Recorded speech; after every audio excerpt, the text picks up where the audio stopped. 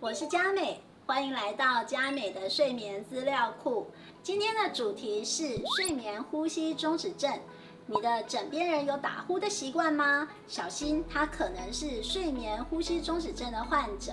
而且我们亚洲人因为体型的关系，得到睡眠呼吸中止症是欧美国家的4倍。什么是睡眠呼吸中止症呢？就是我们晚上睡觉的时候暂时停止呼吸长达10秒以上。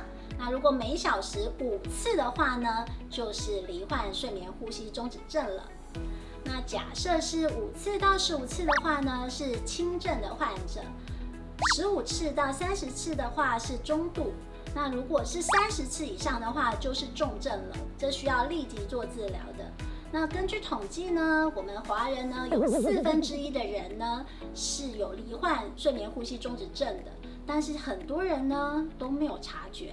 睡眠呼吸中止症的男生跟女生大不同哦。男生的话呢，你会发觉他的打呼声很大声，停止呼吸的时间很长了，他还是醒不过来，他还是继续睡他的。这会造成呢，在脑部的缺氧时间过长，心血管疾病的增加。这也是为什么呢？男生呢，罹患心血管疾病的人比较多，而且呢，平均寿命比较短。那女生呢，就会在停止呼吸的时候呢，她就醒过来，所以晚上呢就会睡睡醒醒，睡睡醒醒，然后会抱怨说整个晚上都睡不好。其实呢，这2种情况呢都是一样睡不好，只是男生不知道而已。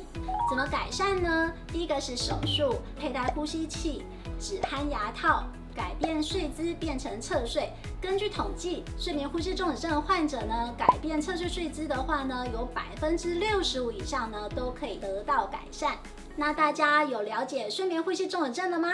我们下次再见喽。